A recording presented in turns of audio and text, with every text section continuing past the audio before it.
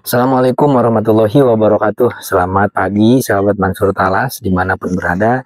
Alhamdulillah kita bisa bertemu lagi tentunya di channel saya.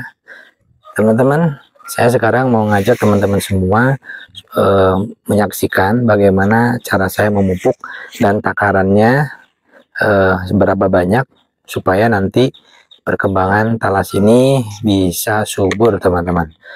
Saya sengaja di kebun ini ada dua blok penanaman. Yang ini usia 1,5 bulan, yang ini sudah 3 bulan, supaya teman-teman bisa menyaksikan bedanya.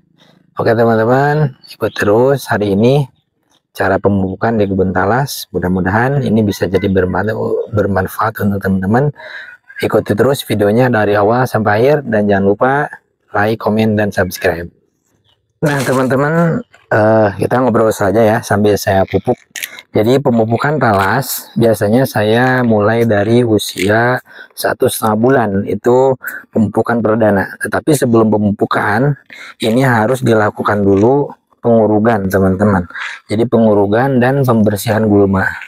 Tujuannya supaya nanti ketika si talas ini berkembang menghisap pupuk, jadi gulma ini sudah tidak ada dan tidak mengganggu ke tanaman talas ini.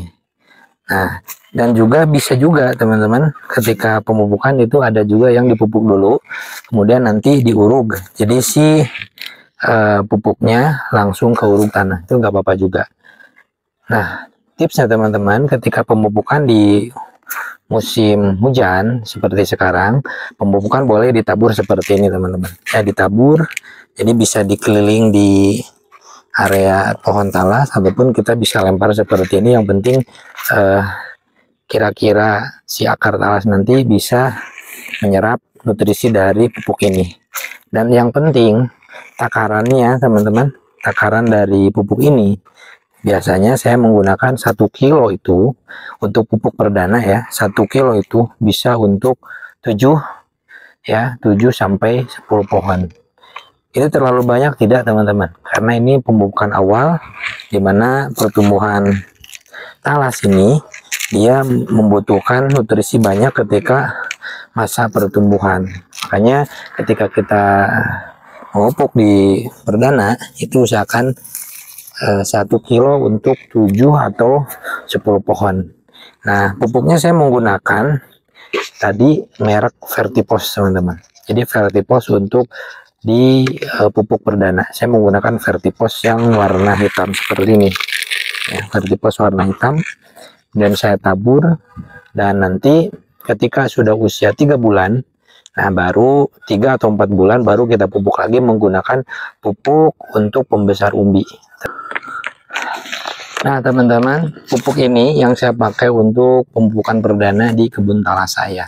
Ini kebun talas yang sebelah sini, ini udah usia 3 bulan, dan sebulan setengah ke belakang saya menggunakan pupuk Vertipos di area sini. Kalau yang sebelah sini ini baru usia 1,5 bulan, kemarin baru diuruk dan sekarang kita lagi pupukan. Kenapa saya merekomendasikan pupuk Vertipos ini teman-teman, karena ini sudah saya buktikan. Jadi di kandungan si Vertipos ini sudah lengkap, ada fosfatnya, kalsium, kemudian silika, sulfur, boron, dan magnesium. Jadi unsur-unsur tersebut ini sangat diperlukan ketika si tanaman talas di masa pertumbuhan. Jadi talas itu teman-teman harus diketahui, jadi pertumbuhannya dari 1 sampai 3 sampai 4 dia baru perkembangan akar, kemudian batang. Nah nanti ketika 4 bulan sampai panen, sampai 8 bulan itu baru umbinya berkembang. Makanya ketika di usia 1 sampai 3 saya rekomendasikan pupuk yang ini, dan nanti untuk 4 bulan, jadi 3 bulan atau 4 bulan kita pupuk lagi. Nah nanti kita menggunakan pupuk untuk pembesar umbi dan supaya umbinya mulus. Nanti saya akan spill lagi pupuknya apa, karena sekarang saya pemupukannya di 1,5 bulan, makanya teman-teman semua harus punya agenda atau tabel perawatan. Jadi tabel perawatan talas ini dimulai dari 1,5 bulan. 1,5 bulan itu sudah ada agenda pembersihan gulma, kemudian pupuk, dan selanjutnya kita uruk, atau kita uruk dulu kemudian pupuk, tidak apa-apa. Yang penting harus diperhatikan juga cuacanya. Ketika cuacanya musim hujan seperti ini, kita cukup ditabur. Kalau misalkan cuacanya kemarau, nah itu saya rekomendasikan dikocor atau kita campur dengan air. Dan dikocor itu ketika tanahnya kering dan cuaca kemarau. Ya, jadi rekomendasinya dikocor seperti itu. Kemudian nantinya ketika usia 3 bulan, ya 3 bulan berarti 1,5 bulan dari pemupukan ini. Nah itu tabel tabel perawatannya kita ambil gulma plus panen anakan, teman-teman. Jadi anakan harus dipanen, kemudian kita pupuk lagi menggunakan pupuk pembesar umbi. Nah setelah pemupukan itu kita uruk lagi. Nah ini usia 3 bulan atau 4 bulan ini mengurugan yang terakhir, jadi tidak diuruk lagi sampai panen. Dan gulma pun kalau sudah usia 4 bulan 5 bulan tidak berpengaruh, teman-teman ya. Jadi dibiarkan aja sampai nanti panen karena tidak terpengaruh, karena si umbinya sudah mulai membesar, sudah mulai menua. Yang penting kuncinya 1 sampai 4 bulan teman-teman harus intens sekali untuk perawatan si talas ini dan membuat tabel perawatan yang sesuai dengan anjuran. Nah teman-teman, yang sebelah sini ini kan sudah mau 3 bulan, sebentar lagi 3 bulan. Nah nanti mungkin 2 minggu lagi kita akan panen anakan, teman-teman, dari sini ya. Jadi ini anakannya sudah sangat banyak sekali. Nah jadi anakan ini nanti kita ambil dulu, anakannya dibersihkan semua, kemudian kita pupuk lagi. Nanti pupuknya kita menggunakan pupuk yang fungsinya untuk pembesar umbi. Nah setelah dipupuk kemudian kita langsung diuruk dengan syarat anakannya harus diambil semua, teman-teman. Jangan ada yang disisakan satupun, meskipun masih kecil ya kita harus ambil karena ini akan mengganggu ke indukan talasnya. Nah ketika teman-teman tidak ada pembuangan atau tidak ada perencanaan untuk menanam lagi si anakannya, ini akan repot, teman-teman. Makanya saya sarankan ketika teman-teman menanam talas ya, ketika sudah menanam maka harus langsung punya rencana untuk pemindahan si bibit anakan talas ini.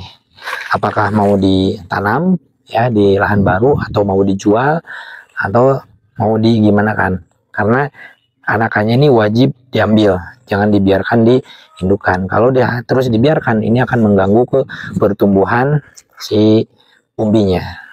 Nah ketika anakan seperti ini banyak ya, teman-teman jangan merasa sayang atau sayang nih anakannya kalau diambil tapi tidak ada yang memanfaatkan. Ya pokoknya mau ada yang memanfaatkan, mau tidak, mau ditanam atau mau gimana, nah ini harus diambil. Tetapi saran saya ketika teman-teman tidak ada untuk menanam atau tidak ada yang membeli, nah saya sarankan untuk tanam dulu di lahan atau di pinggir-pinggir kebun kita, meskipun kecil ditanam saja. Nah, siapa tahu nantinya ke depan kita punya rencana atau ada orang lain yang biasa diajak untuk menanam. Yang penting si anakannya diambil dan jangan sampai dibuang. Jadi manfaatkan.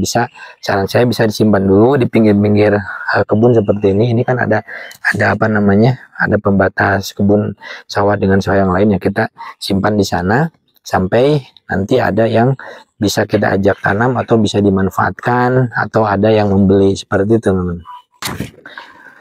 Dan jangan lupa juga, teman-teman, ketika penanaman talas, ketika kita budidaya talas, kita harus perawatan semaksimal mungkin, dari perawatan akar, umbi, batang sampai daun. Meskipun yang nanti akan kita panen adalah umbi atau bonggolnya, tapi keseluruhan dari tanaman talas ini harus kita perhatikan, harus kita lindungi. Misalkan daun kita semprot dengan obat yang bisa mencegah daun ini dimakan hama. Kemudian si batang, nah, kita juga harus mencari obat untuk perlindungan batang ini supaya tidak terkena ulat ataupun hama lainnya. Apalagi untuk umbi dan akar.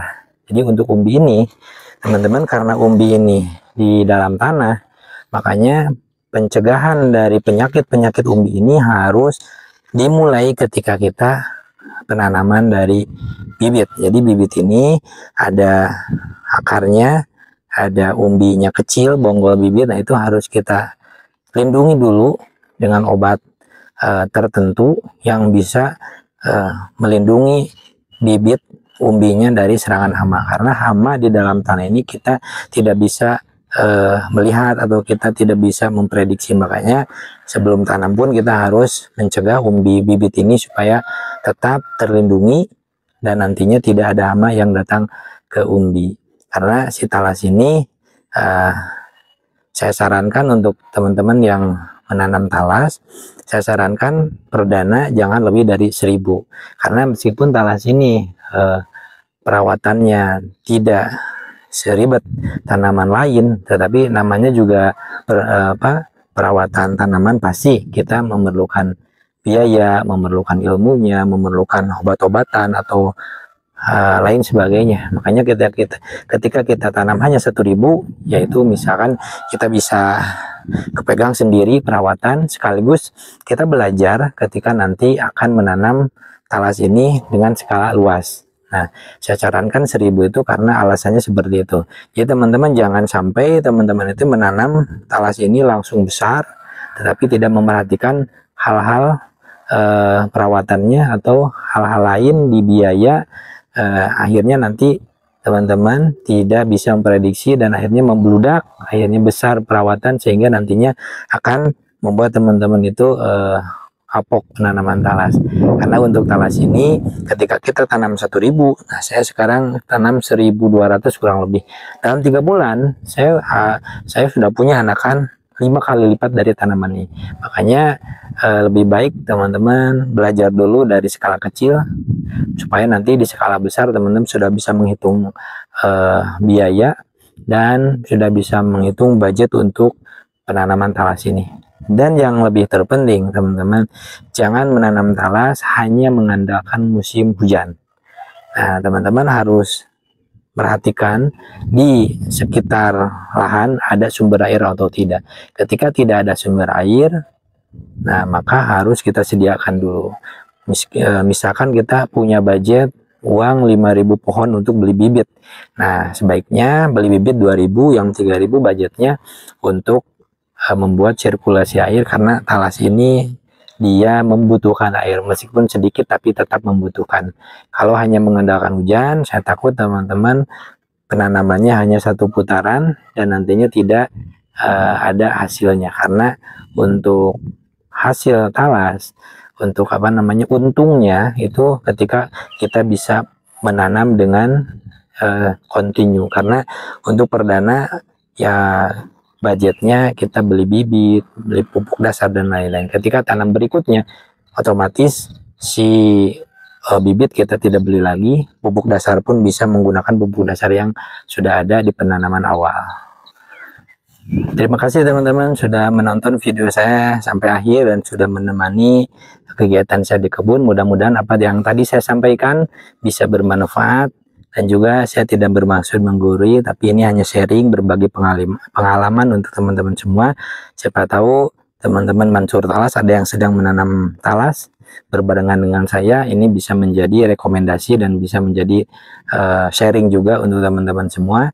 Dan apabila ada hal yang kurang tepat di pembahasan tadi, boleh teman-teman tulis di komentar untuk menjadi masukan buat saya. Terima kasih. Akhir kata dari saya, Heru Kalam. Assalamualaikum warahmatullahi wabarakatuh.